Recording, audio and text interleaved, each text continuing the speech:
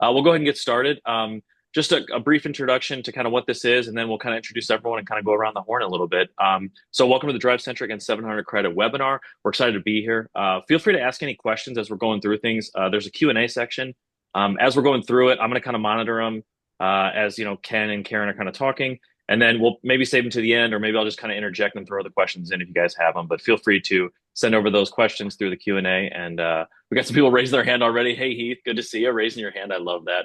But yeah, feel free to send over your questions. Good to see you, Heath. I love that. That's awesome. So without further ado, let's go ahead and introduce everyone. So my name's Sean. I work for DriveCentric. I'm the product owner here of kind of our integrations department. So I work with Ken and work with several different integration partners just to make sure that DriveCentric and those different partners work really, really well together. Ken, do you want to introduce yourself? Sure. Ken Hill. I'm Managing Director of 700 Credit. I've been here for about 19 years, aging myself a little bit, but I help manage our partnerships as well as our sales teams and support teams. Awesome. Thank you for being here, Ken. Karen? Yes, thank you for having me, Sean. My name is Karen Fischer. I am the Corporate Training and Compliance Director for the Nucar Auto Group, mostly out of Boston. We have a lot of stores up in New Hampshire, Rhode Island, Delaware, and now Pennsylvania as well. Awesome. I think you're at about 40, right, Karen? Aren't you at about 40? Well, to be determined. We are on our way to 40, right? So we certainly have some opportunity in the pipeline, but technically right now we have just shy of 30. Oh, okay. Very cool. Awesome. All right. Well, thank you both for being here. We really appreciate it. I think we'll go ahead and get started. Ken, I think you want to share your screen. We can go ahead and talk through some of the first couple of things. Sure. That should be working. Yep. Yeah, we're going to get started. First, we're going to talk about credit and compliance inside of DriveCentric. Just to give you some background, we're going to later on we're going to talk about soft pulls inside of DriveCentric. But first, we're going to talk about hard pulls and compliance. Right? This isn't educating anyone. Right? This is a typical sales process today. Right? You get typically traditional processes where we pull the credit in the finance office, maybe prior to desking, right? So that it can help desk the deal. They actually have the consumer's credit score to desk the deal, but it happens in the finance office, the credit pull and then compliance. And within DriveCentric today, you can do hard pulls and compliance right inside DriveCentric. I think there's still an industry trend to move that process inside the CRM.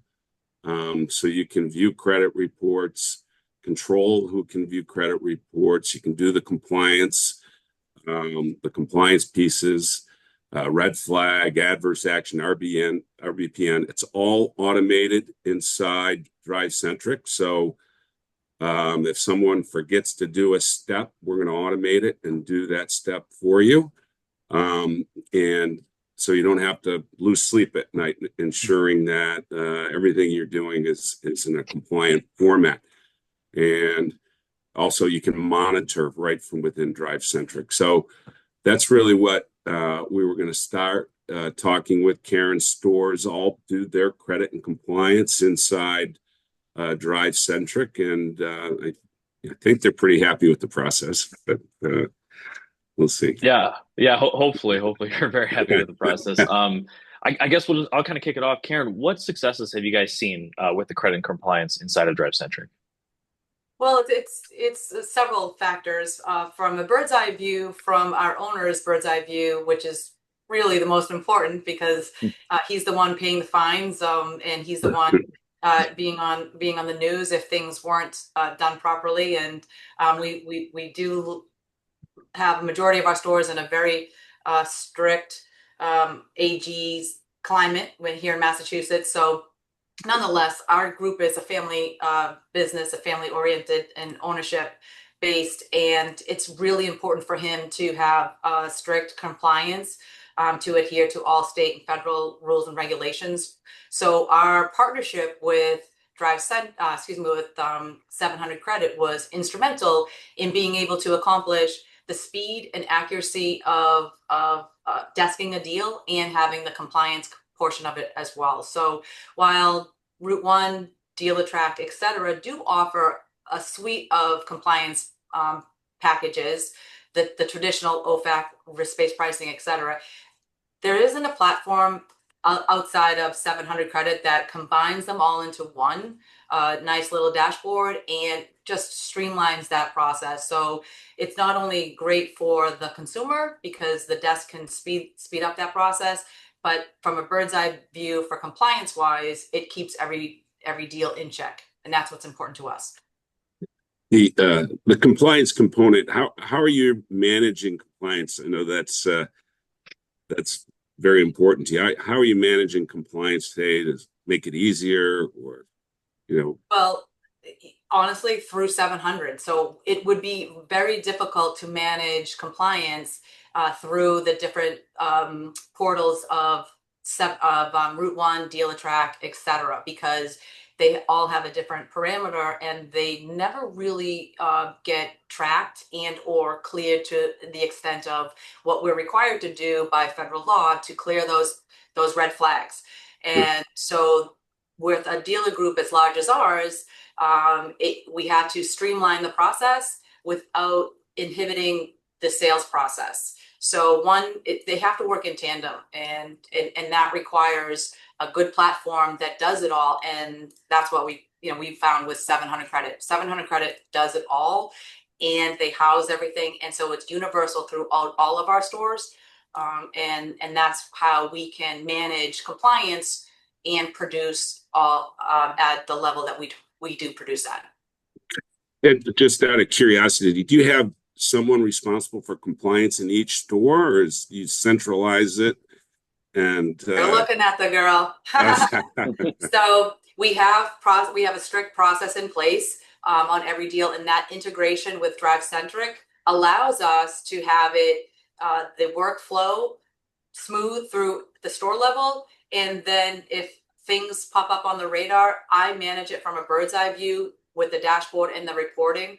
But at the store level, the teams are all on board because of the integration. So the integration is huge with 700Credit and DriveCentric because that makes it one stop, one easy flow between compliance, credit, and our responsibilities and our obligations as a lender, so to speak, from the FTC's point of view.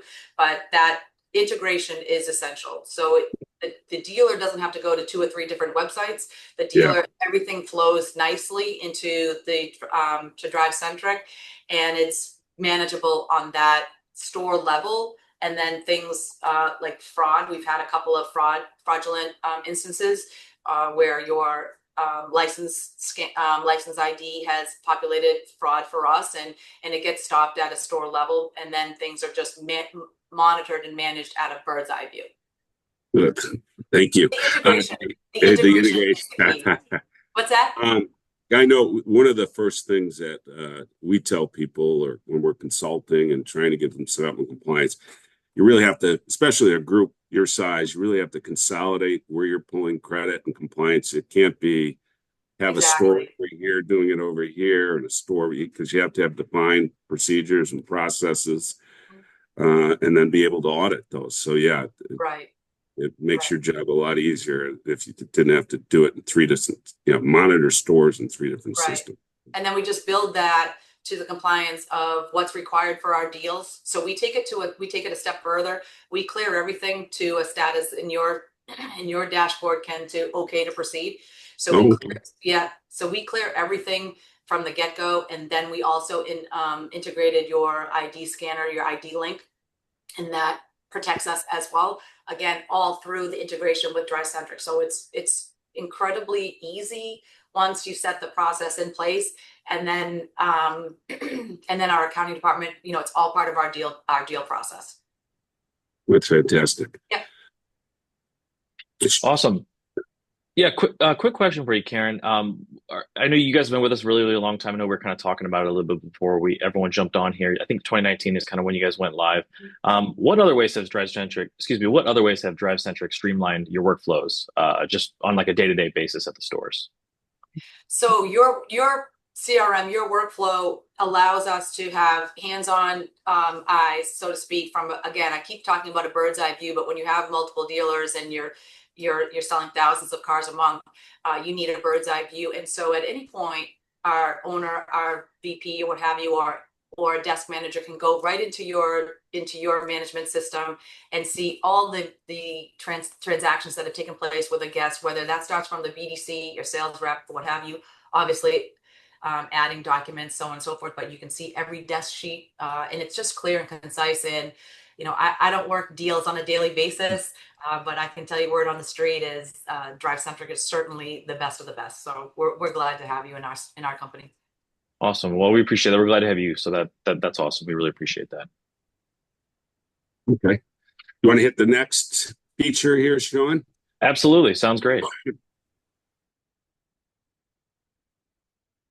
Be new to some of you, or some of you might be aware of right, the difference between hard pulls and soft pulls. But there are also soft pulls available from within DriveCentric, our prescreen. And the difference with this is it can move your desking to the top of the sales funnel. And the value to this is that you're having more educated conversations with the consumer before you place a hard pull. I'm sorry. Before you place a hard inquiry on their file. Soft inquiry doesn't impact their score, and it allows you to do it earlier. So when you're maybe having remote discussions or discussions in the lot, you're familiar with that consumer's credit standing, and it allows you to better position what kind of payments and the impact of the vehicle they're selecting on their payments, and more accurate payment quotes in the top of the sales cycle. And consumers are more amiable to say, okay, yeah, let's go ahead and do a soft pull. In fact, with this soft pull, you don't even have to ask the consumer. You're notifying them in arrears. So that's the advantage of the soft pull. And you get a lot of key information like the FICO score. You get how many months are left on their loan or their lease, how much their monthly payment is, how much they owe on the vehicle. So you can even start to do some equity calculations with that vehicle that they're planning on trade-in. And with the right soft pull strategy, you can save money on hard pulls. Trust me, we live it. We know that hard pull pricing has gone through the roof. Incorporating soft pulls can actually save you money by minimizing how many hard pulls you're doing. So it's a real valuable tool. It's something that several of the stores, Karen's stores, have adopted. And I want to have a subsequent conversation with her later about let's get the rest of the stores up and running on this. But it's a very valuable tool. Awesome. Awesome. And with that pre-screen, Karen, what advantages have you guys seen with this proactive approach? Like, have you guys seen any good successes, anything that you can share? So yes, for sure.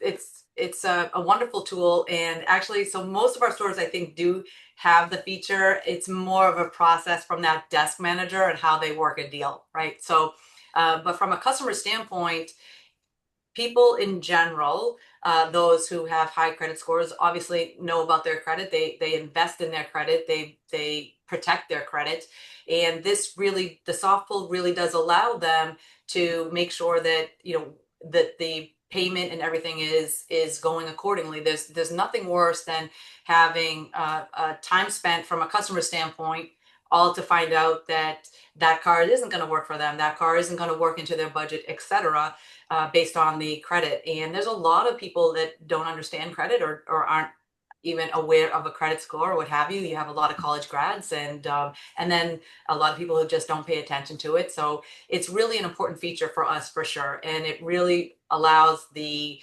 sales process to have complete transparency and to make sure that, time is important, that no one's wasting time.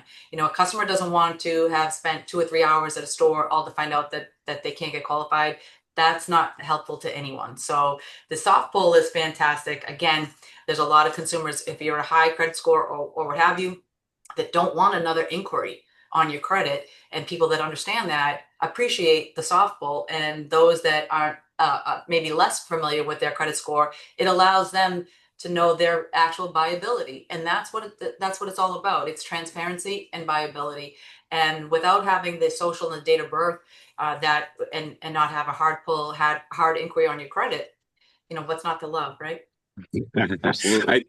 It's even more dangerous, the consumers that think they know their credit score, right? And because they've got it from Credit Karma or something like that, that doesn't utilize the same bureau and score that your dealership does. And that's one of the things that we do with that soft pull, is align it with your primary bureau and your primary scorecard.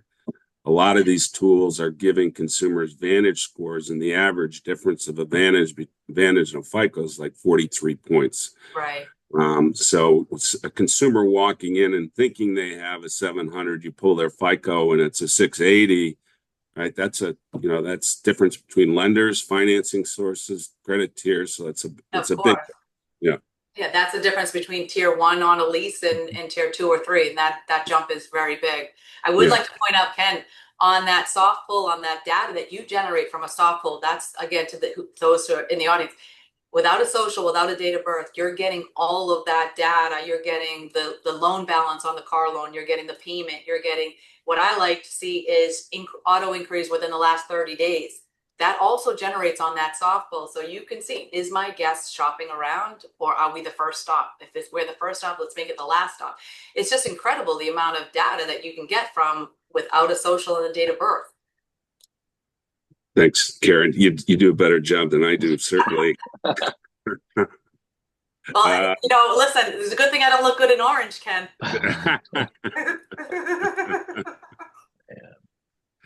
Yeah, I'm not sure I do either, by the way. But anyways, that's fantastic. And I think that, that insight, right? Think about having that insight when you're just starting to have the conversation with the customer, getting rid of that, as Karen mentioned earlier, that finance office sticker shock, right?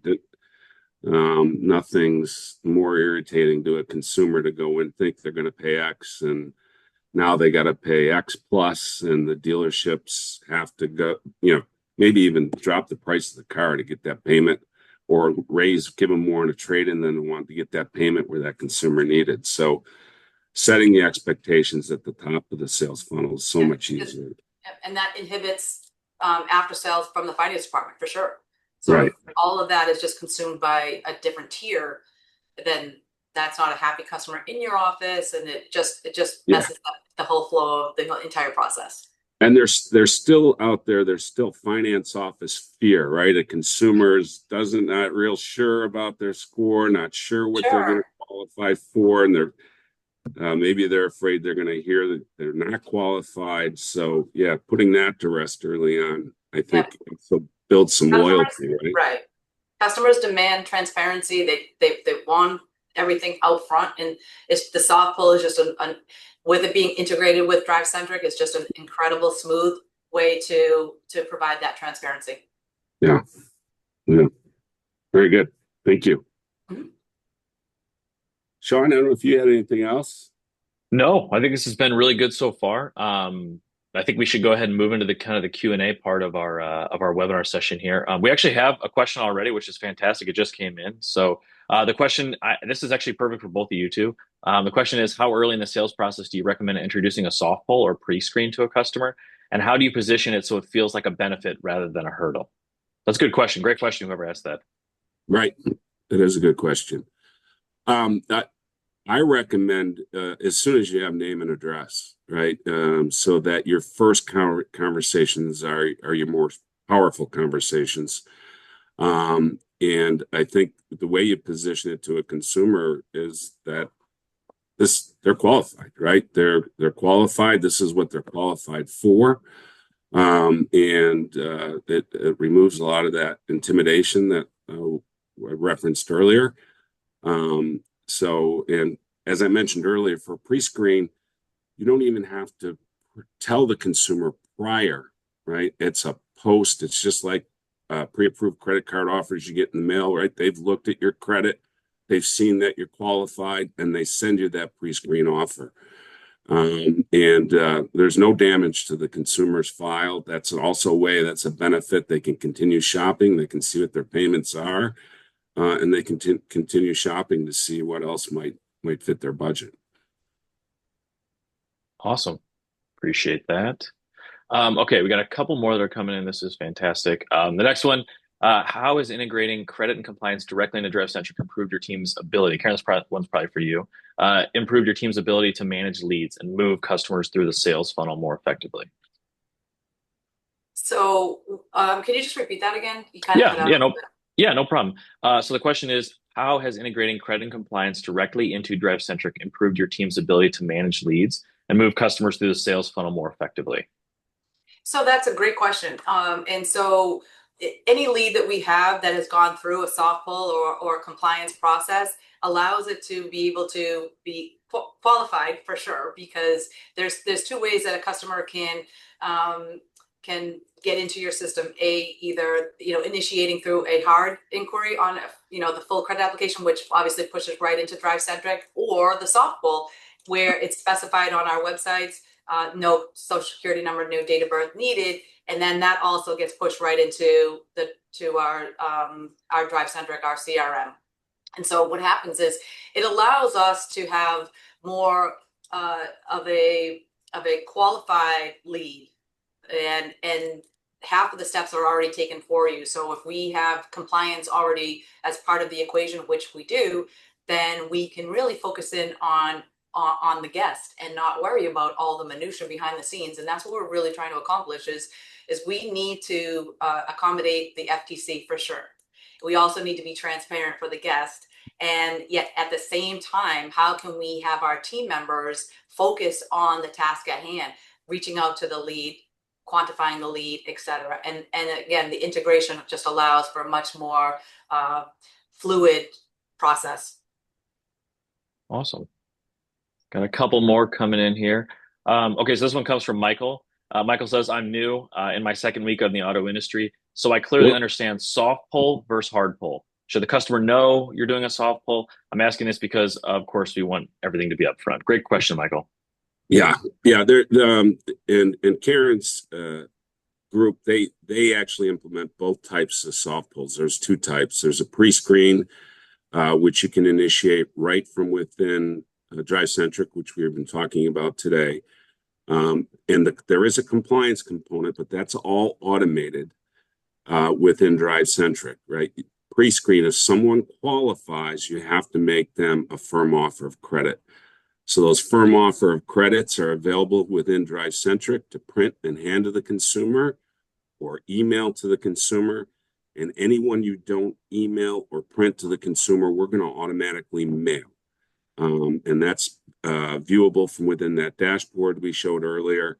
And it allows you to ensure that you're delivering those the way you want, minimize costs, because you only are billed for those firm offers of credit when they're mailed. So you're allowed, to monitor. But basically, the pre-qual, you are asking the consumer for consent before. That's something that Nucar has on their websites. That get pre-qualified offer. It's really the number one CTA you can put on a website, and then all those leads go into DriveCentric as that consumer completes that. But their consumers giving you their consent. What I can tell you from our training standpoint, as we lay this out with the soft pull, we do believe in obviously transparency, but in letting the consumer know that this is an option. So how we address that is not at the first meet and greet, hey, would you like to know your credit score? That would be super awkward. But nonetheless, we obviously, as time progresses in the sale, instead of that kind of awkward situation is, well, when you're doing your first pencil, your first desk quote, and in general, what we do is, before obviously credit is run, we are going to use a 60-day rolling average, and that has to be quantifiable and what have you. So our average rate on our desk sheets is going to be X based on that store and that last 60 days on new versus used as well. And so, of course, those questions come up from a guest in regards to what is this rate? Well, my rate is going to be better, et cetera. So instead of just having that gray area, we do train to talk about the soft pull that will really streamline the process for this guest and still not put any pressure on the customer in regards to filling out a full application and having the hard inquiry, because they may not be ready for that just yet. They may not be committed to that just yet. And the soft pull allows that more detailed and look into, are we on the right car? Are we going to be on the right page? And provide that guest with as much information as possible. And so that's what the soft pull does. But we certainly do present that in a way saying, listen, we have a software program. It doesn't require your social security number or date of birth, and you can get a pretty accurate description of your credit profile. If you'd like to do that, my desk manager can have that done for you while we're going on this test drive. A lot of people say, yes, sure, perfect. And an 800 credit score will be like, I know my credit's 800, I'm good with that. But someone who is a college grad or someone who hasn't bought a car in 5, 6, 7 years, maybe hasn't dialed into what their credit score is. And it's just nice. So certainly early and often is the way we like to present things, but not at the first meet and greet. Good point. Very good. Great. Awesome. Michael, hopefully that answers your question. We got a couple more questions coming in here. What valuable information can you get from a hard pull as opposed to a soft pull? Seems like you already get a lot of great info from a soft pull. That's a great question. Yeah, it's a good question. Well, with a hard pull, you're using the social security number, which can bring in a little bit more data and make that score exactly what the lender is going to see, right? You want to have eventually do a hard pull because there's some varied opinions out there that you need to do a hard pull so that everyone is aware that you're an arranger of credit and you're working on arranging financing. That some opinions that you don't need to do a hard pull, but they're very. But the hard pull is going to be exactly what the lender sees, because when you submit that to the lender, they're going to do a hard pull, and you want to make sure it aligns 100%. Awesome. All right. I think we got one more question here. This one's actually for me, I think, which is fantastic. I want to jump in. This one is just to confirm, you can see the credit report in DriveCentric, right? Can you also see the credit application in DriveCentric when a customer uses the 700 credit application? I guess, Ken, I can answer the first one. Absolutely. Yep. You will see the credit report inside of DriveCentric. I've been here almost 8 years. 700 credit is one of our oldest integrations. And ever since I've been here, you can absolutely see the credit report inside of DriveCentric, as long as you just run that credit through our credit application inside of DriveCentric. Yeah, and I think Karen's using our credit app today to push that data into DriveCentric as well. But yes, you can see that. If that's the first entry into the CRM, you'll be able to see it right in DriveCentric. Awesome. All right. I think we had some really good questions there. Thank you, everyone. I think we're right at about 10:30, about halfway. So this is great. I think this is probably a really good stopping place, unless anyone has any additional questions or anything. I don't see any more questions. Just to double check here. Okay. All right. Well, thank you. Thank you both. Thank you both for joining. This has been fantastic. I really appreciate it. Thanks everyone else for joining. I think we had about 100 people, so this has been awesome. This is really cool. Most of my meetings are 2 or 3, so this is fantastic. I love this. But yeah, thank you everyone for joining. We really appreciate it, and look for more of these in the future. Thank you, everyone. Have a great day. Thank you so much. Thank you to everyone who's joined. Thank you, Karen. Thanks. Bye. Bye-bye.